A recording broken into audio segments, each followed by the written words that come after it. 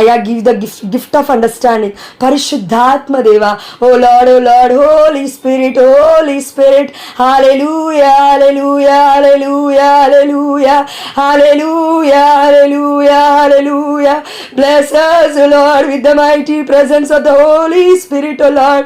తండ్రి, నీ పరిశుద్ధాత్మని ఏ బిడ్డ అయితే బలంగా కోరుకుంటుందో నాయన, నీ కృప చొప్పున ఆ బిడ్డల నీకు దిగిరమ్మని అడుగుచున్నాను నా తండ్రి. అయా ఇదిగో దేవా, ఆత్మని పంచుతా అన్నావు నా తండ్రి. ఆయా బిడ్డలు కొంతమంది బాధపడుతున్నారు తండ్రి. అందరూ ప్రార్థించేటప్పుడు ఇలా మాట్లాడగలుగుతున్నారు, నేనెందుకు ప్రార్థించలేకపోతున్నాను, నేనెందుకు నోరు తెరవలేకపోతున్నాను, నేనెందుకు అర్థించలేకపోతున్నాను. కొంతమంది బిడ్డలు బాధపడుతున్నారయ్యా. అయా బిడ్డను నువ్వు చూడయా, అయా బిడ్డని దర్శించయా, అయా బలముగా వీచే గాలి వలె దర్శించయా, అగ్ని నాలుక వలె దర్శించయా, అగ్ని రూపంలో దర్శించయా. పరిశుద్ధాత్మ దేవ, పావుర రూపంలో దిగి వచ్చిన తండ్రి, బిడ్డలను దేవ వారి యొక్క నాలుకను దర్శించయా. Give us the gift of prophecy O Lord, give us the gift of child O Lord, give us the gift of holy wisdom O Lord. తండ్రి, నీ ఆత్మ శక్తితో మేమందరము అభిషేకింపబడిదుముగాక తండ్రి. Amen hallelujah. Thank you Jesus. మనందరికీ తెలుసు, కన్నతల్లి అయిన కథోలిక శ్రీసభ ప్రకటించనిదే పెంతకోస్తు పండుగ ఎప్పుడు వచ్చిందో మనకు తెలియదు. కాబట్టి అందరము సిద్ధపడుతూ ఉన్నాము. మనలో అందరం కాకపోవచ్చు, కొంతమంది తెలుసు పెంతకోస్తు పండుగ ఎప్పుడు వస్తుందంటే జూన్ 8 అని చెప్పి ఉన్నారు. మదర్ ఆఫ్ చర్చ్ అని మరియ తల్లిని మనము catechism of the Catholic church 963 పారాగ్రాఫ్లో ఉంది. ఏ రోజున కొనియాడుతూ ఉన్నామంటే జూన్ 9వ తారీఖున. అంటే పెంతకోస్తు పండుగ అయిపోయిన నెక్స్ట్ డే అమ్మ మరియ తల్లి మదర్ ఆఫ్ చర్చ్గా కథోలిక శ్రీసభ ప్రకటించింది. ఇప్పుడు కొంతమంది జ్ఞానులు, పండితులు, వేదశాస్త్ర జ్ఞానులు, ఎంతో అనుభవం ఉన్న వ్యక్తులు మరియ తల్లిని మదర్ ఆఫ్ చర్చ్ అని ప్రకటించాలంటే అందులో సత్యం ఉండకుండా పోదు. అయితే అది దేవుడు ఈరోజు అడుగుతూ ఉంటే, నేను యాక్చువల్లీ జ్ఞానం గురించి అడుగుతూ ఉన్నాను. అయ్యా మాకు విజ్ఞానం కావాలి, నా బిడ్డలకు అంటే మనందరికీ కూడా మాకు విజ్ఞానం కావాలి అని మనం చాలామంది ప్రార్థిస్తున్నాం పర్సనల్ ప్రేయర్లో కూడా. నేను నిర్మలక్కనే కాదు, ఇంకా చాలామంది ప్రార్థిస్తున్నారు మా కోసం. నిజంగా ఆ దేవాది దేవుడికి థ్యాంక్స్ అండి. దేవుడు మనకి ఆ ఆత్మనిచ్చినందుకు ఆ దేవుడికి స్తోత్రము. ఎందుకంటే పరిశుద్ధాత్మ దేవుడు చెప్పకపోతే మనం ప్రార్థించడం వేరే వ్యక్తి గురించి. అయితే మదర్ ఆఫ్ చర్చ్ అని ఎందుకు అంటున్నాం? ఇప్పుడు పెంతకోస్తు పండుగ వచ్చింది 8వ తారీఖున జూన్.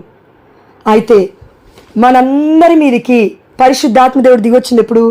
8వ తారీఖున జూన్. అంటే అపోస్తుల మీదకి దిగొచ్చిందండి. మనం సిద్ధపడుతున్నాం అనుకుందాం. ఇప్పుడు అపోస్తులంత గొప్పవాళ్ళం మనం కాదు, అయినప్పటికీ మనం ప్లేస్ చేసుకొని అలా ఊహించుకుంటూ వాక్యంలోకి వెళ్తే, ఇప్పుడు మనందరం దేవుడి యొక్క శిష్యులం. ఆ రోజు 120 మంది ఉన్నారు పై గదిలో. ఉన్నప్పుడు ఏం జరిగింది? అచట యేసు తల్లి మరియ ఉండెను. శిష్యుల 120 మంది ఉన్నారు అని చెప్పకముందే యేసు తల్లి మరియ అచట ఉండెను అని ఉంది వాక్యంలో, సువార్తలో. దీంట్లో ఏదో ఉంది అర్థం కదా? ఎస్. అయితే వాక్యంలోకి మనం డీప్గా వెళ్తే, ఇప్పుడు మనం పరిశుద్ధాత్మను ఏమంటాము? పెంతకోస్తు పండుగ రోజున దిగొచ్చింది పరిశుద్ధాత్మ దేవుడు. మనం ఏమంటాం పరిశుద్ధాత్మ దేవుని అంటే? ఆదరణకర్త. పరిశుద్ధాత్మ దేవుని ఆదరణకర్త అంటాము. పరిశుద్ధాత్మ దేవుని ఇంగ్లీష్లో అయితే చాలా క్లియర్గా ఉంటుంది. Helper, advocate, lawyer, he's my friend, he's my love, all చాలా నేమ్స్ ఉన్నాయి పరిశుద్ధాత్మ దేవుడికి. పరిశుద్ధాత్మ దేవుడు ఆదరణకర్త అని ప్రపంచానికి మొత్తం తెలుసు. కానీ మరియ తల్లిని ఆదరణ మాత అని ఎవరికి తెలీదు. సారీ, కథోలిక శ్రీసభ ఈ పేరు ఇచ్చిందో లేదో నాకైతే తెలియదండి. ఆదరణ మాత అని నేను ఎందుకు అంటున్నా అంటే, ఇప్పుడు నువ్వున్నావు, నేనున్నావు, కొద్దిసేపు రీప్లేస్ చేసుకుందాం. మరియ తల్లిని కొద్దిసేపు మనం పక్క పెడితే, మనుషులం కదా మనం కూడా. ఇప్పుడు ఒక బిడ్డ చాలా బాధలో ఉంది. ఆ బిడ్డని దగ్గరికి వచ్చి, నీకు కూడా చాలా బాధలు ఉన్నాయి, ఆమె కన్నా ఎక్కువ నీకే ఉన్నాయి బాధలు. ఆ బిడ్డ గర్భఫలం లేదు, ఆ బిడ్డకి ఫైనాన్షియల్ ప్రాబ్లమ్స్, ఆర్థిక సమస్యలు ఉన్నాయి, ఆ బిడ్డకి భర్త కరెక్ట్గా లేడు, అన్ని ప్రాబ్లమ్సే. కానీ ఆమె కంటే ఎక్కువగా నీకు ప్రాబ్లమ్స్ ఉన్నాయి. ఇప్పుడు ఆ బిడ్డ వచ్చి నీకేం చెప్తుందంటే, అక్క నా పరిస్థితి అంటుంది. అయితే నువ్వేమంటావంటే, నా బతికే బాలేదమ్మా అని అనవు. పరిశుద్ధాత్మదేవుడు ఉంటే ఏమంటామంటే, అంటారు, అనేవాళ్ళు కూడా ఉన్నారు. పరిశుద్ధాత్మదేవుడు ఆదరణకర్త మనలో ఉంటే ఏమంటామంటే, అయ్యో అవునా అని ఆ బిడ్డని నానా రకాలుగా మనం ఆదరించడానికి ప్రయత్నిస్తాము. ఇది ఆదరణ.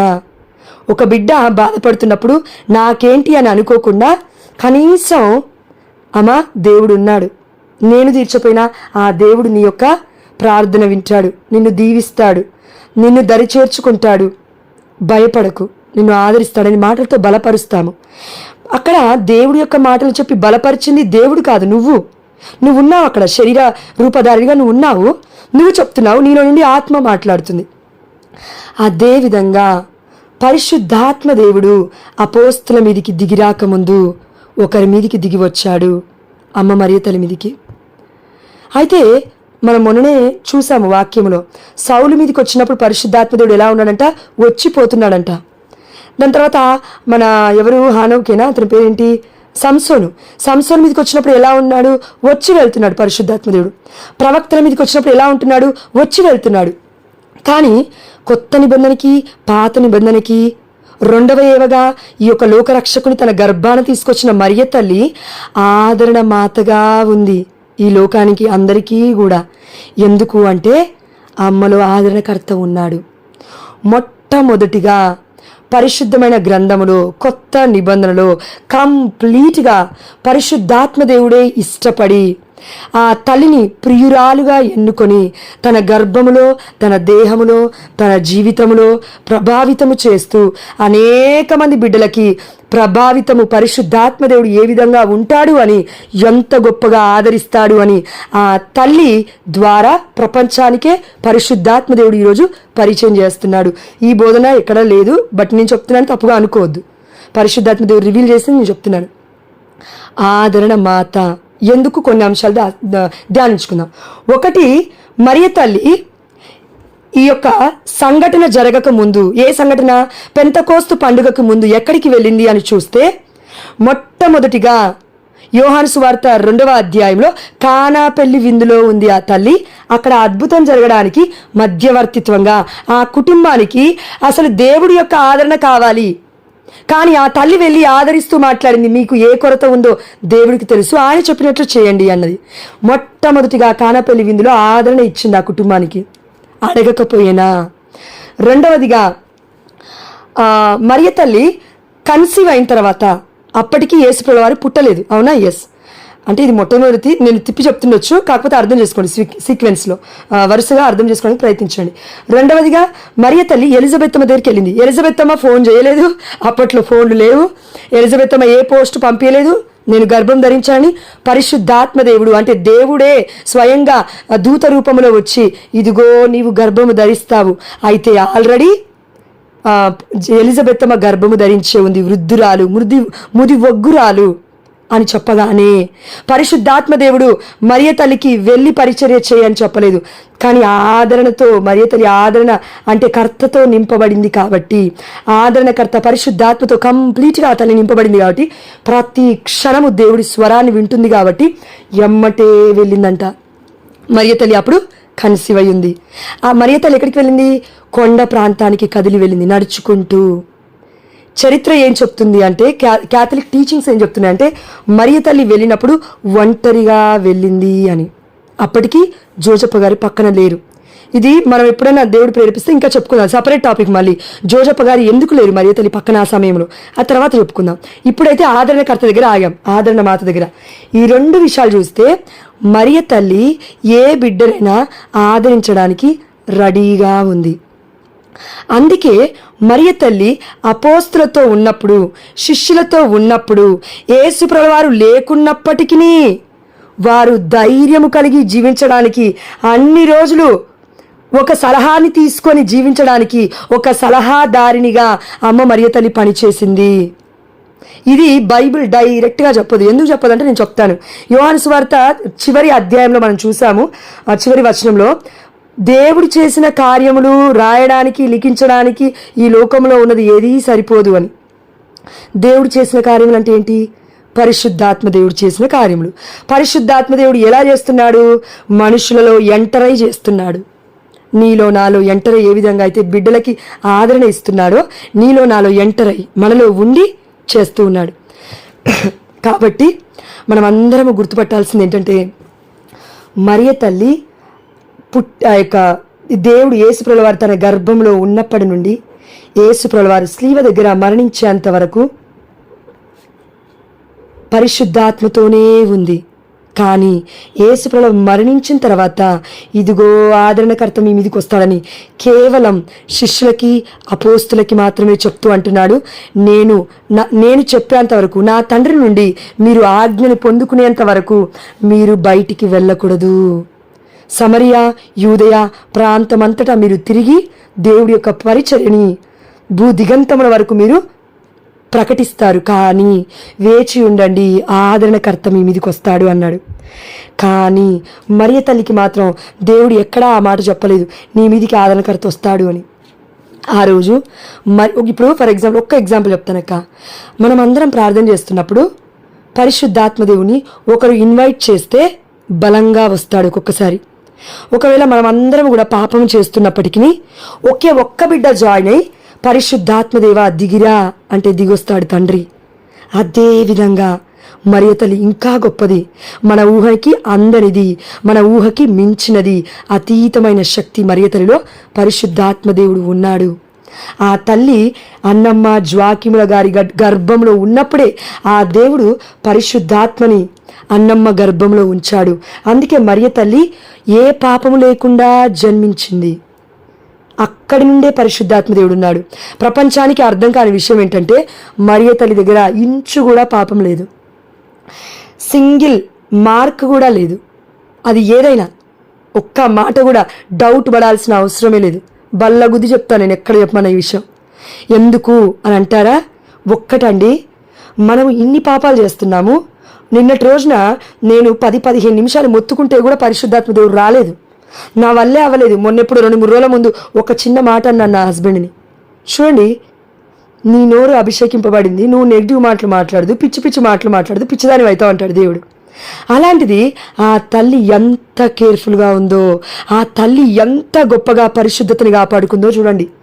అసలు చచ్చిపోవాలండి పరిశుద్ధతని కాపాడుకోవాలంటే, నిజంగా చచ్చిపోవాలి. అందుకే దేవుడు ఏమన్నా ఇగో పరిశుద్ధమైన గ్రంథంలో అపోస్తుల కాలంలో మనం చూస్తున్నాము. నేను ఓవరాల్గా చెప్తున్నాను అండి, వాక్యం ప్రిపేర్ అవ్వలేదు కాబట్టి. ఏమంటున్నానంటే ఈ లోకంలో ఉన్న మానవులు దేవుడిని అనుసరిస్తున్న వాళ్ళు పవిత్రులుగా మారాలంటే వారి యొక్క శరీర క్రియలకు స్లీవ వేసుకోవాలి. దేనికి వేసుకోవాలంట? శరీర ఏచ్ఛలకు, శరీర క్రియలకు. అంటే పాప జీవితానికి మొత్తం బాయ్ చెప్పాలి, గుడ్ బై చెప్పాలి పాపానికి. కానీ పరిశుద్ధతకి మాత్రమే ఆహ్వానం పలకాలి. అందుకే దేవుడు ఏమంటున్నాడు, మనం చూసాము పేతురు రాసిన లేఖలో 1వ అధ్యాయం 3:8 ఇక్కడ ఉంటుందండి. ఇదిగో దేవుడు మనల్ని పవిత్రముగా జీవించుటకే పిలిచాడు అని. చదువుతానక్క, ఒక్క నిమిషం ఆ వాక్యం చదువుతాను. 1 పేతురు 1వ అధ్యాయము 14వ వచనం ఒకసారి చూడండి. దేవునకు విధేయులై ఉండుడు. మీరు అజ్ఞాన దశలో ఉన్నప్పుడు మీకు కొన్ని కోరికలు ఉండేవి కదా. అజ్ఞాన దిశలో, దేవుడు ఎన్నుకొని స్థితిలో, పరిశుద్ధాత్మని నింపబడిన స్థితిలో మనం అజ్ఞాన దశలో ఉన్నాము. ఉన్నప్పుడు కొన్ని కోరికలు మనకు ఉన్నాయి.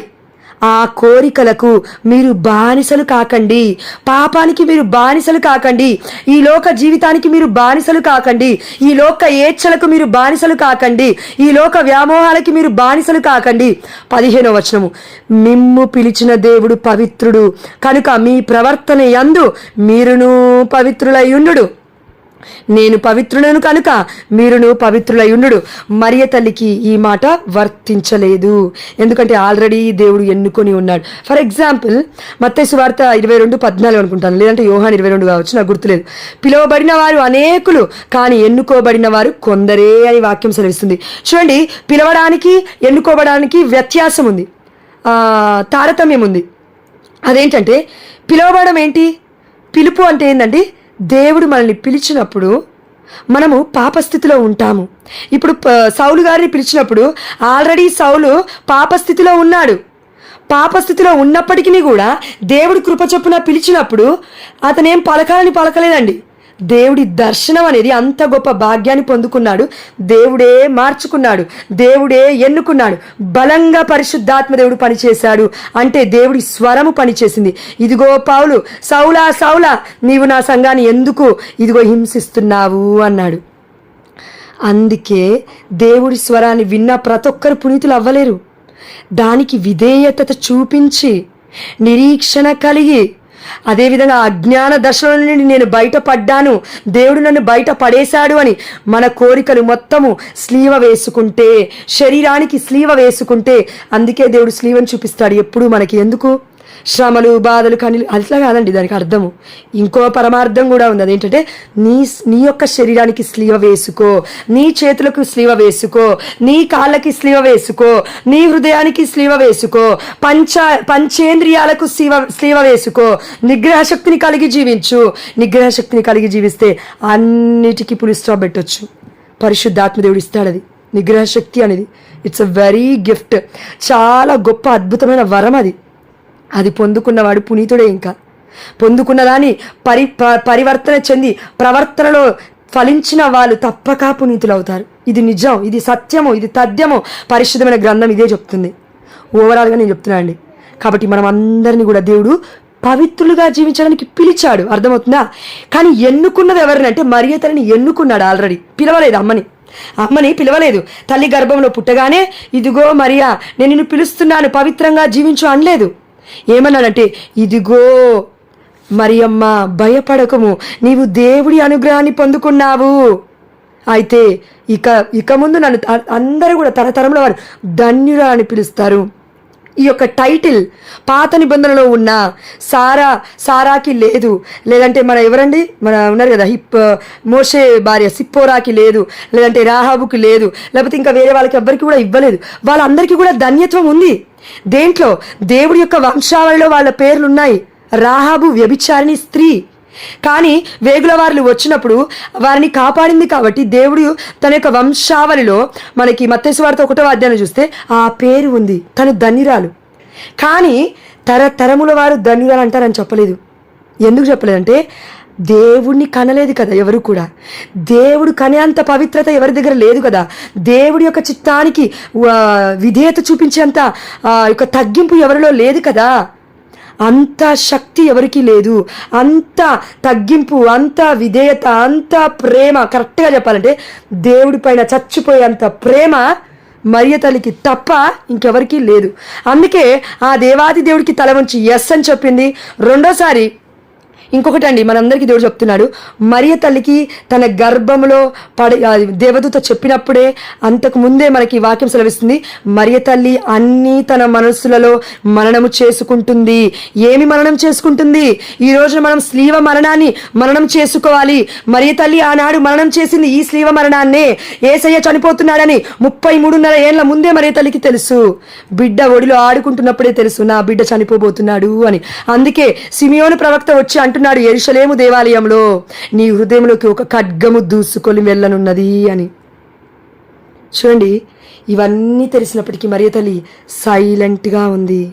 నేను దేవుడి తల్లిని అని ఎక్కడా విర్రవీగలేదు, ఎక్కడా అహంకారంతో ఉండలేదు, ఎక్కడా కూడా గర్వంతో ఉండలేదు. అందుకే పరిశుద్ధమైన గ్రంథం చదువుతున్నప్పుడు అండి దేవుడు రివీల్ చేసింది ఏంటంటే, లూసిఫర్ సాతాన్ కంట దేవుడి తరువాత ఉన్న స్థానం అంట పరలోక రాజ్యంలో. అయితే ఇప్పుడు లూసిఫర్ని తన్నేసిన తర్వాత, దేవుడు మొత్తం గెంటేసిన తర్వాత, వాడి అవిధేయత వల్ల మరియ తల్లి విధేయత చూపించింది కాబట్టి దేవుడి కింద స్థానం మరియ తల్లికి వచ్చింది. అందుకే మరియ తల్లి అంటే సాతానికి చాలా కోపం, చాలా అంటే చాలా కోపం సాతానికి. ఇది ఎక్కడుంది వాక్యం అని చూద్దామా?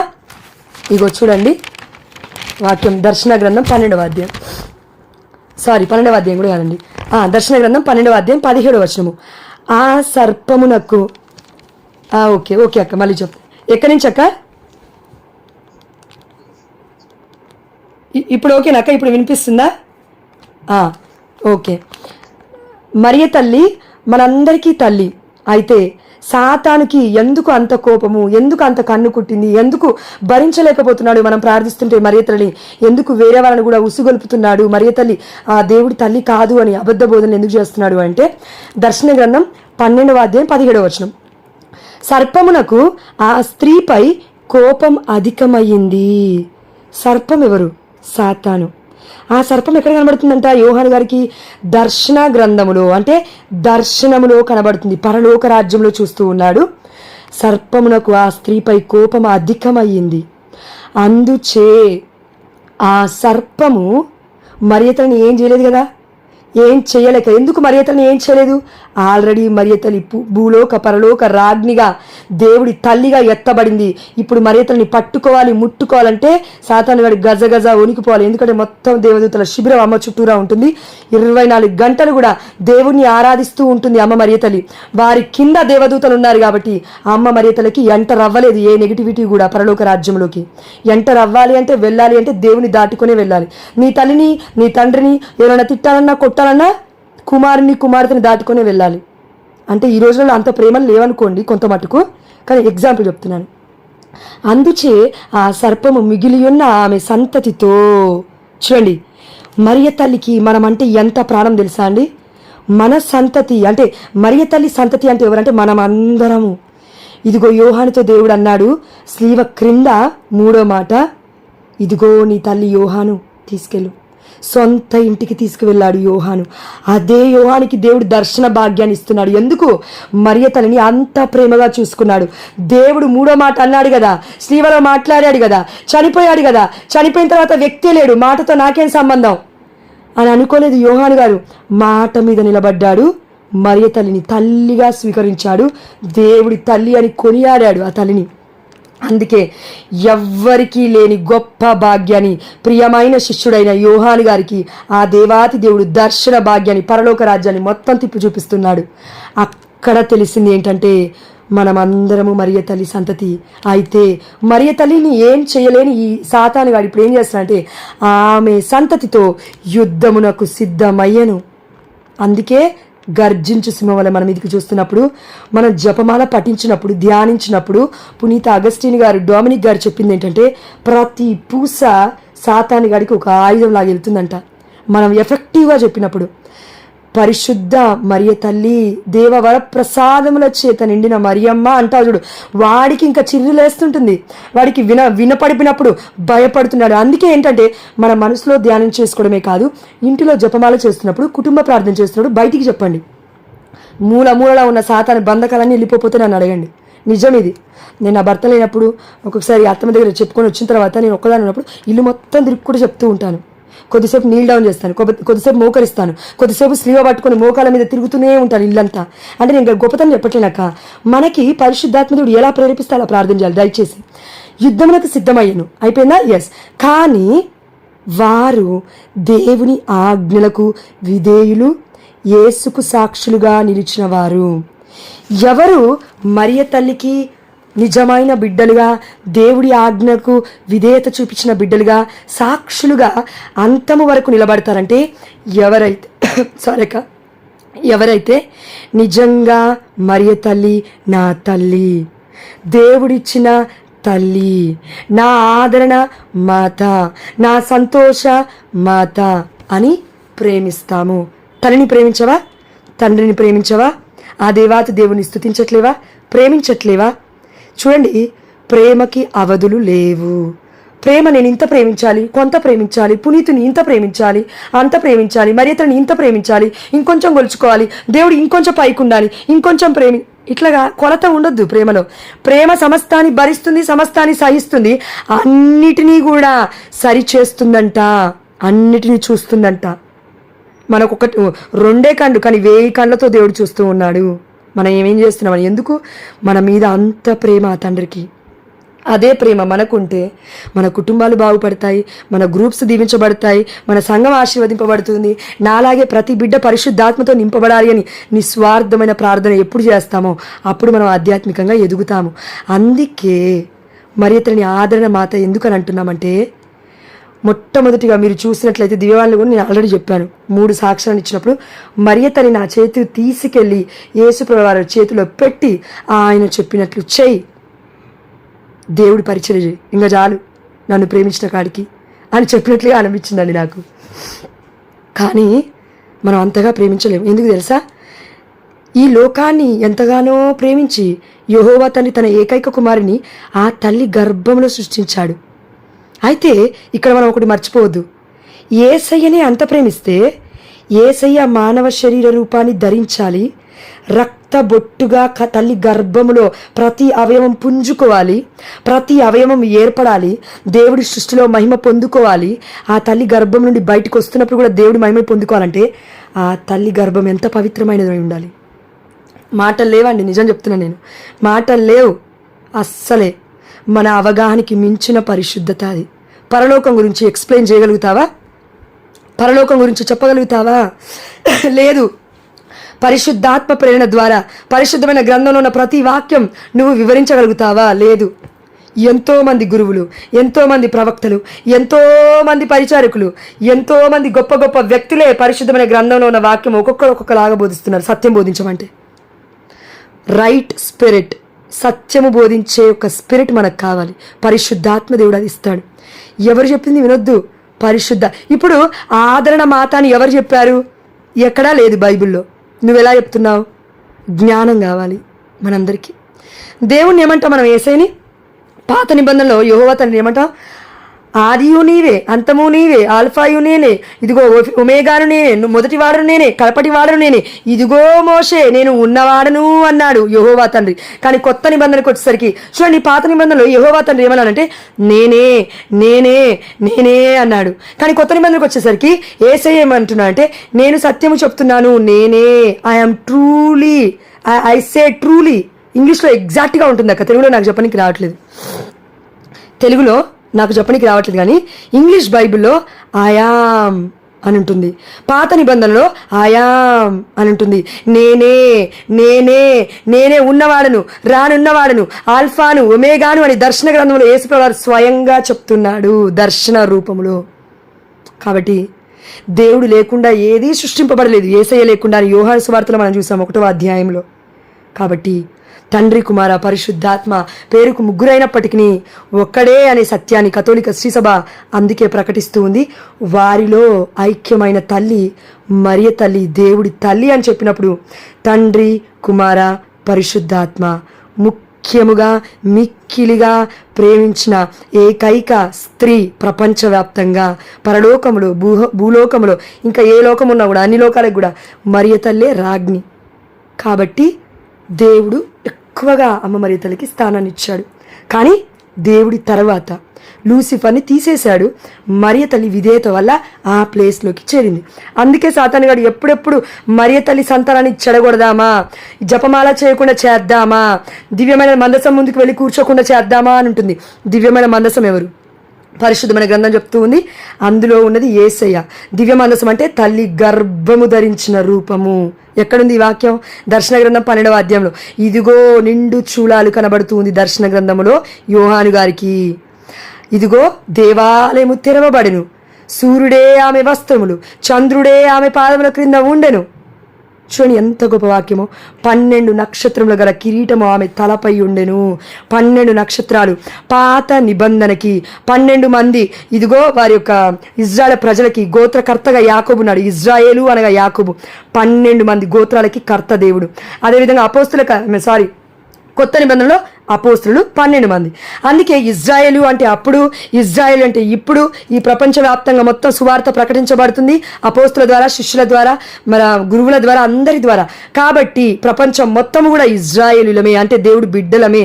కాబట్టి ఇప్పుడు ఇజ్రాయేలుకి మనందరికీ తల్లి ఎవరు అని అంటే మరియ తల్లి. మనందరినీ మోస్తుంది తన తలపైన.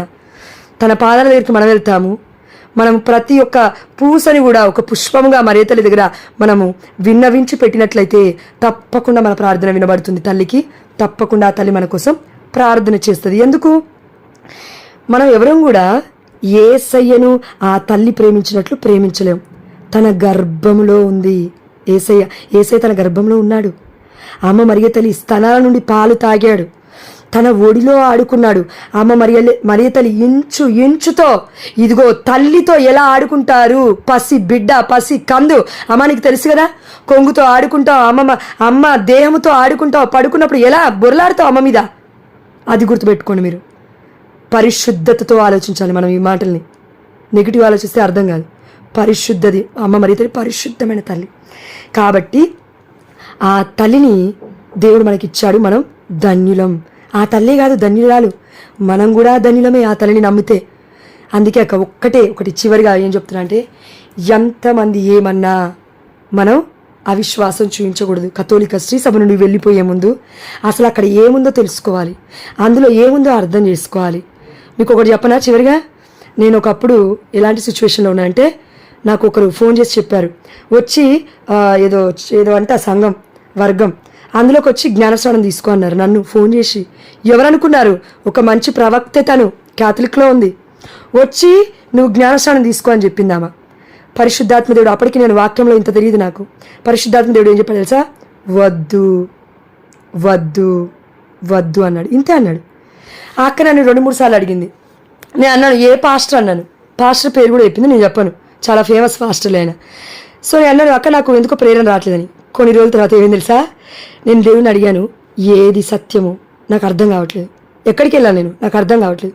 చాలామంది వెళ్తున్నారు, కలవరి టెంపుల్కి వెళ్తున్నారు, అక్కడికి వెళ్తున్నారు, ఇక్కడికి వెళ్తున్నారు, నేను ఎక్కడికి వెళ్ళాను, నాకు చెప్పు, నాకు శక్తి సరిపోవట్లేదు ప్రార్థన చేయడానికి, చెప్పు చెప్పు చెప్పు చెప్పు చెప్పు అంటుంటే మరియ తల్లి దర్శనాలు స్టార్ట్ అయ్యాయి. ఆల్మోస్ట్ 6 నెలలు నేను మరియ తల్లిని చూడగలిగాను. నిజంగా చెప్తున్నాను, కామెడీ కాదు. నన్స్ రూపంలో చూశాను, గురువుల రూపంలో చూశాను, ఒక పెద్ద వస్త్ర రూపంలో చూశాను. మోషే గారు దర్శన భాగ్యాన్ని దేవుడు నాకు ఇచ్చాడు. పరిచర్యకి రాకముందు ఒక పెద్ద రూపాన్ని గొర్రెల కాపరిలాగా పట్టుకొని వచ్చినప్పుడు మోషే గారి తల ఎంతుంది తెలుసా, వారి దేహం ఎంతుంది తెలుసా, వామో నేను ఎక్స్ప్లెయిన్ చేయలేను. మా ఇంటి ముందు ఎంత పెద్దగా ఉన్నాడు మోషే గారు కర్రని పట్టుకొని. ఆ రోజు నేను అడిగి అడిగి అడిగి అప్పటికి 5 గ్రంథాలు, మన పాత నిబంధనలు ఉంటాయి కదా, పంచగ్రంథాలు, ఆదికాండము, నిర్గమకాండము, ఇవన్నీ మోషే గారు రాసిన గ్రంథాలు కదా. అప్పటికి ధ్యానిస్తూ ఉన్నాను, ఆ అంశాలని ధ్యానిస్తూ ఉన్నప్పుడు మోషే గారే కళలోకి వచ్చారు దేవుడి కృప వల్ల.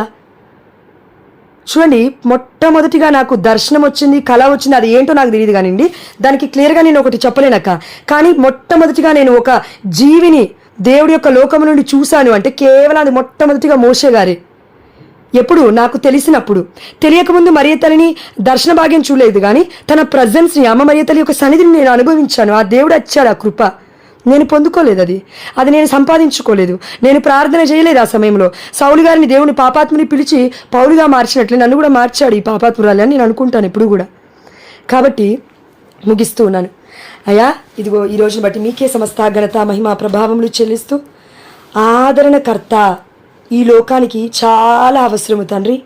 కానీ ఆ ఆదరణకర్తని ఈ లోకంలోకి ఆ యొక్క అపోస్తుల మీదకి, శిష్యుల మీద అందరికీ దిగి రావడానికి మరియ తల్లి మధ్యస్థ ప్రార్థన, ఆ తల్లిలో ఉన్న పరిశుద్ధాత్మ దేవుడు తల్లి ప్రార్థిస్తున్నప్పుడు అందరి మీదికి మధ్యస్థ ప్రార్థన ద్వారా దిగొచ్చాడు. ఇది సత్యము. ఒకవేళ తండ్రి నువ్వు నన్ను ఉపయోగించుకుంటే అనేకుల ముందు నా తండ్రి ఇది నేను చెప్పే కృపను నాకు దయచేయి, ఇంకా జ్ఞానాన్ని దయచేయండి నాయన. అయ్యా, కానీ సాక్ష్యాలు కావాలి, సాక్ష్యాలు అడుగుతారు తండ్రి. అయ్యా, నాకు సాక్ష్యాన్ని దయచేయమని మనం అడుగుచున్నాను. అయ్యా, ఇప్పటివరకు విన్న నీ బిడ్డల్ని బట్టి నీకు స్తోత్రము. విన్నది 1, 2, 3 చాలు తండ్రి. ఆ ఒక్క బిడ్డ 10 మందికి చెప్తే, ఆ 10 మంది 100 మందికి చెప్తే, ఆ 100 మంది 1000 మందికి చెప్తే పాకుతూనే ఉంటుంది దేవా. అందుని బట్టి నీకు స్తోత్రము. అదేవిధంగా అక్క, చివరిగా ఒక మాట చెప్తాను. మన గ్రూప్లో లూర్దమ్మ ఆంటీ ఉన్నారు. ఆ ఆంటీ గొప్ప పరిచర్య చేస్తున్నారు. అదేంటంటే 7 గుర్తుల రక్త కన్నీటి జపమాల చేసి మరి తన చేతులతో, ఇప్పుడు మనం ఎలా అయితే కార్డులు ప్రింట్ చేసి ఇస్తున్నామో ఆ ఆంటీ చాలామందికి ఇస్తూ ఉన్నారు. ఆ ఆంటీ చాలా ఏజ్డ్, 60 ఏళ్ళకి పైబడి ఉంది. ఇంట్లో నుండి చేస్తున్న గొప్ప పని. అంటే డబ్బుల కోసం చేయట్లేదు, దేనికోసం చేయట్లేదు. అమ్మ నాకు జపమాల చెప్పితే పిచ్చెక్కుతుంది అనేసి అడుగుతూ ఉంది, చెప్తూ ఉంది ఆ ఆంటీ. నేనేం చెప్తున్నా అంటే, ఎవరిని హైలైట్ చేయట్లేక, కానీ మనందరికీ ఏజ్ ఉంది. ఆ ఆంటీకి 60 ఏళ్ళు దాడుతూ ఉన్నాయి.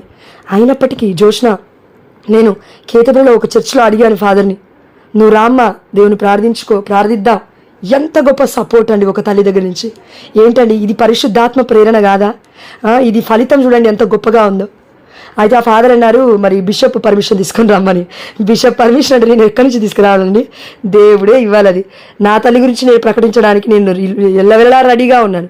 దేవుడు చూపించకపోతే మార్గాన్ని నేను ఎలా వెళ్తాను? బలవంతంగా దేవుడే కుదిర్చాలి ప్రతి పనిని. కాబట్టి నా కోసం ప్రార్థించండి. దయచేసి మీ యొక్క ప్యారిషెస్ గురించి ప్రార్థించండి. అక్కడున్న ఫాదర్స్ సత్యమైన బోధనలు చేస్తున్న బిడ్డలకి, అన్యులైనప్పటికీ లే పీపుల్ అయినప్పటికీ వారికి సపోర్ట్ చేయాలి అని ప్రార్థించండి. కొంతమంది ప్రాటెస్టెంట్ సంఘాలకి వెళ్ళడానికి కారణం ఏంటంటే, రీజన్ ఉంది. ఏంటంటే కథోలిక శ్రీ సభలో పిలవగానే పర్మిషన్ ఇవ్వరు. వాళ్ళ దగ్గర నుంచి పర్మిషన్ లెటర్ తీసుకురా, వీళ్ళ దగ్గర నుంచి పర్మిషన్ లెటర్ తీసుకురా అంటారు. ఇదే నిజమైన సంఘం. అందుకే పర్మిషన్ అడుగుతున్నారు. ఇష్టం వచ్చినట్లు బోధిస్తే అక్కడ బిడ్డలు ఆత్మలు అన్యాయం అయిపోతే నువ్వు ఇస్తావా ప్రూఫ్ వాళ్ళ ఆత్మలకి? అందుకే పర్మిషన్ కావాలి, హయ్యర్ అథారిటీ నుండి పర్మిషన్ కావాలి. ఇదండి దేవుడి సంఘం అంటే. ఇలా ఉండాలి. పరిమితులు లేకుండా, ఆజ్ఞలు లోబడకుండా, నీ ఇష్టం వచ్చినట్లుగా ట్రాఫిక్ రూల్స్ని పాటించకుండా నీ ఇష్టం వచ్చినట్లుగా జీవిస్తాను అంటే సంఘాలు విడగొట్టబడి వర్గాలు అవ్వకపోతే ఏమవుతాయి? అందుకే దేవుడు అంటున్నాడు, నువ్వు నిజమైన సంఘంలో ఉన్నావు, దానికోసం ప్రయాసపడు, దానికోసం ప్రార్థించు. అండ్ అదేవిధంగా అక్క ఒకటి చెప్తాను, ముగిస్తాను. కొన్ని రోజుల నుంచి పరిశుద్ధాత్మ దేవుడు ఏం చెప్తున్నా అంటే, ప్రాటెస్టెంట్ సంఘాలు నిర్మించారు కదా కొంతమంది, ఇప్పుడు నడిపిస్తున్నారు కదా పెద్ద పెద్ద వ్యక్తులు. ఒక్కరి పేరు చెప్తాను, ఏమనుకోకండి. ఫర్ ఎగ్జాంపుల్ కల్వరి టెంపుల్ ఉంది. కల్వరిలో 50,000 మంది సిట్టింగ్ పొజిషన్ ఉంది. 50,000 మందికి సత్యమైన వాక్యము సతీష్ బ్రదర్ గారు చెప్తే 50,000 మంది కథోలిక శ్రీ సభలకు వస్తే పరలోక రాజ్యానికి నెక్స్ట్ డేనే వెళ్తాడేమో నాకు తెలిసి. ఎవరు? సతీష్ బ్రదర్ గారు. కొనియాడతారేమో దేవదూతలు కూడా మొత్తం ఆయన దగ్గరికి వచ్చి. కానీ సత్యాన్ని బోధించట్లేరు. చెప్తున్నారు వాక్యం, బిడ్డల ఆత్మను రక్షించడానికి ఎంతో కొంత ప్రయత్నం చేస్తున్నారు, కానీ నిజమైన మార్గంలోకి నడిపింపలేకపోతున్నారు, లాస్ట్ లెవెల్కి తీసుకెళ్ళలేకపోతున్నారు. ఎందుకంటే యోహాను సువార్త 6వ అధ్యాయం మనం చూసాము, ఎవడైనను నా శరీరమును భుజించి నా రక్తమును పానము చేసినది తప్ప నిత్య జీవితం ఉండవని మీతో నొక్కి వంకానించి చెప్పుతున్నాను. ఇది ఈ లెవెల్ మనం అందరం చేరగలం. ఇది నెక్స్ట్ లెవెల్ ఆఫ్ ఫెయిత్. ఇది విశ్వాసంలో నెక్స్ట్ లెవెల్. పరలోక రాజ్యానికి వెళ్ళడానికి చివరి ఆఖరి ఘట్టం ఇది. ఇది చేరుకున్నవాడు తప్పకుండా పరలోక రాజ్యానికి వెళ్తాడు, ఎట్లనే వెళ్తాడు. ఎందుకంటే దేవుడే వాగ్దానం ఇచ్చాడు. అందుకే నేను రోజు దివ్యబలి పూజకి ఎందుకు వెళ్తానంటే శక్తి సరిపోదు అక్క, ఇంతమంది విరుద్ధంగా లేస్తున్నప్పుడు శక్తి సరిపోదు మనకి. కాబట్టి దేవుడి యొక్క దివ్య శరీర రక్తాన్ని పుంజుకొని తీసుకున్న బిడ్డలు మాత్రమే నిలబడగలుగుతారు సత్యం కోసం, శ్రమలు వచ్చినప్పటికీ. కాబట్టి అయా నీకు వేలాది వందనాలు చెల్లిస్తూ బిడ్డలు ఇంతవరకు ఉంచినందుకు నీకు స్తోత్రమయ్యా. అయితే నేను చెప్పాల్సింది ఏందనుకుంటున్నా అంటే, కల్వరి టెంపుల్ ఏదైతే కట్టారో మన బ్రదర్ సతీష్ బ్రదర్ గారికి మారు మనస్సునిచ్చు దేవుడు, మారు మనసు ఇన్ ద సెన్స్ కథోలిక శ్రీ సభలో ఉన్న సత్యము అతనికి బోధపడి దేవదూతల శిబిరము వారి ఇంటిలో పన్ని మొత్తము తన ఆత్మని రక్షించుకొని దేవుడు అనేకులకు ఆశీర్వకరంగా తనని లేవనెత్తి కథోలిక శ్రీ సభలో ఉన్న సత్యాన్ని ప్రకటించేలాగున తను కూడా కథోలిక శ్రీ సభలోకి వచ్చేలాగున ప్రార్థించండి. మొట్టమొదటి వ్యక్తి. రెండో వ్యక్తి జాన్ వెస్లీ గారు. ఒకప్పుడు నేను చూశాను వీడియోస్, ఇప్పుడు చూడను నేను. మీరు చూడమన్నా నేను చూడను. ఎందుకంటే విన్నవాడు విన్నదానికి అడిక్ట్ అయిపోతాడు. అడిక్ట్ అయ్యి అభిమానం పెరుగుతుంది. అభిమానం పెరిగిన తర్వాత వారిని ఎవరన్నా ఏమన్నా అన్నారనుకో, నేను విరుద్ధంగా లేస్తాను, ఆ వ్యక్తి విరుద్ధంగా లేవాల్సిన అవసరం లేదు, చంపేదాకా నేను పోతాను. నా బ్రదర్ని అంటావా, నా పాస్టర్ని అంటావా, ఇక్కడి వరకు వెళ్తుంది. వాళ్ళు దాన్ని సపోర్ట్ చేస్తున్నారు. కానీ దేవుడి కోసం చచ్చిపోవడానికి పునీతులు ఎవరు లేరు పాస్టర్లలో. ప్రపంచవ్యాప్తంగా మీరు చూడండి, ఎవరిని కూడా పునీతుడు అని ప్రకటించలేదు ప్రాటెస్టెంట్ సంఘాలలో. అందుకే పునీతులు ఉన్నారు మనకి. కాబట్టి దయచేసి జాన్ వెస్లీ గారు తన భార్య అయిన బ్లెస్సీ వైజ్లీ అనుకుంటే తన కోసం అండ్ పాల్ ఫ్యామిలీ కోసం. ఒకప్పుడు డిజేఎస్ దినకరన్ గారు మరియ తల్లి గురించి చాలా గొప్పగా చెప్పారు. వీడియో ఉంది నా యూట్యూబ్ ఛానల్లో, మీరు చూస్తే. ఆ గొప్ప వ్యక్తి దినకరన్ గారు పరలోక రాజ్యానికి వెళ్ళి మరియ తల్లిని చూసొచ్చి చెప్పిన తర్వాత వారి యొక్క ఫ్యామిలీ, పాల్ ఫ్యామిలీ దానికి డిసొబీడియన్స్ చూపించారు, విధేయత చూపించలేదు. ఆ యొక్క టీచింగ్స్ మొత్తం పక్కన పెట్టేశారు. అంటే తండ్రి చెప్పింది నువ్వు వినవా, దేవుడు చెప్పింది నీ తండ్రికి చెప్పింది ఇప్పుడు నువ్వు కంటిన్యూ చేయట్లేవు. ఎందుకు అంటే సంఘం వర్గం నుంచి నేను వేరైపోతే, నేను స్టేజ్ పైన నిలబడకపోతే నా కడుపు ఎట్లా నిండుతుంది, నా బిడ్డలు ఎట్లా పోషింపబడతారు, తరతరాలు కూడా మేము స్టేజ్ల మీద నిలబడాలి, తరతరాలు కూడా వినేవాళ్ళలాగానే ఉండాలి, బోధించే వాళ్ళలాగా మారకూడదు. మీరు చూడండి అక్క, మీరు చూడండి ఎవరిని పిలిచారో చూడండి, ఒక్కరిని చూపించండి నాకు చూద్దాం. వారు కాకుండా వేరే బిడ్డలని స్టేజ్ల పైన నిలబెట్టిన వారు ఏ ప్రొటెస్టెంట్ పాస్టర్ ఉన్నాడో నాకు చూపించండి. వారి ఫ్యామిలీలు, వాళ్ళ ఫ్యామిలీలో ఇప్పుడు మనం ఎందుకు ప్రేయర్ చేసుకుంటున్నాం? పరిశుద్ధాత్మ చేత నింపబడితే నువ్వు లేవాలి, నేను లేవాలి, మనం అందరం లేవాలి. ఇది మన ప్రార్థన. నా బిడ్డ లేవాలి, నా గర్భం. ఇది కాదు ప్రార్థన, ఇది అసలే అవది ప్రార్థన. మొన్నటి రోజున సారీ అక్క తప్పు అనుకోకండి, కానీ సునీత అక్క ఒక ప్రేయర్ చేశారు, మీకు గుర్తుందో లేదో. జోష్నాని ఎన్నుకో, జోష్న గర్భాన్ని ఎన్నుకో. జోష్న గర్భంలో ఉన్న వాళ్ళు కూడా పుట్టిన తర్వాత ఈ గ్రూప్ని నడిపించాడు. ఎవరు చెప్పారు ఆ మాట నీకు? ఎంత ఫాల్స్ అది, తప్పది. నీకు చెప్పాడా దేవుడు? జోష్న గర్భంలో నుంచి పిల్లలు వచ్చిన తర్వాత వాళ్ళు కూడా గ్రూప్ రన్ చేయాలి, మిగతా వాళ్ళందరూ నిద్రపోవాలనా? ఏంటది వారసత్వం? ఇదేమన్నా ఆస్తిపాస్తుల పంపకమా? ఇదేమన్నా మా దేవుడి యొక్క ధనము పరలోక రాజ్య వస్తువులపై మనకుంటే ఈ లోకరాజ్యం, ఈ లోకరీత్యా మనం జీవిస్తున్నాం. ధన వ్యామోహంతో జీవించాం. ధన వ్యామోహం వ్యభిచారముతో సమానం. ప్రియమైన బిడ్డ, ఇది మనం గుర్తుపెట్టుకోవాలి. పౌలు గారు అన్నారు వాక్యంలో, నేను ఉట్టిగా చెప్పట్లేనండి. కొలస్సీలకు రాసిన లేఖ 2వ అధ్యాయం ఒకసారి చదవండి. అయ్యా థ్యాంక్ యూ జీసస్. ఇంత సమయాన్ని అక్క నిజంగా ఇంత సమయాన్ని ఇచ్చి ఈ వాక్యాన్ని విన్నందుకు దేవుడు మనల్ని అందరినీ మెండుగా దీవించి కాచి కాపాడిన గాక. ఆమేన్, హల్లెలూయా. మరి తల్లికి నెగిటివ్గా వస్తున్న ఏ బోధనైనా ఎక్కడైనా సపోర్ట్ చేస్తున్నారంటే దయచేసి నా కోసం ప్రార్థించండి. నెగిటివ్గా చెప్తున్న ప్రవక్తల కోసం కూడా ప్రార్థించండి. వారు కథోలిక శ్రీ సభలోకి వస్తే దేవుడు ఎందుకు ఇది రివీల్ చేశాడంటే, నువ్వు 50,000 మందితో నువ్వు మాట్లాడాలంటే కష్టం, చాలా టైం పడుతుంది, సంవత్సరాలు పడుతుంది. కానీ ఇప్పటికీ 50,000 మందిని అట్రాక్ట్ చేసుకున్నాడు, లక్షల మందిని అట్రాక్ట్ చేసుకున్నారు. కల్వరి టెంపుల్ సతీష్ గారు. ఇప్పుడు ఆయన ఒక్క సత్యం చెప్తుంది, అందరూ సత్యమైన మార్గంలోకి వస్తారు. గొర్రెల కాపరి వాళ్ళు ఆయన నిలబడవచ్చు, సత్యమైన కథోలిక శ్రీ సభలోకి వచ్చి దాన్ని ఫాలో అవుతూ వాళ్ళందరూ కూడా వస్తారు. మరి ఇంకా రక్షింపబడ్డట్టే కదా, బాధ ఎందుకు నీకు నిజమైన సత్యాన్ని చెప్పడానికి? మనము కూడా అంతే.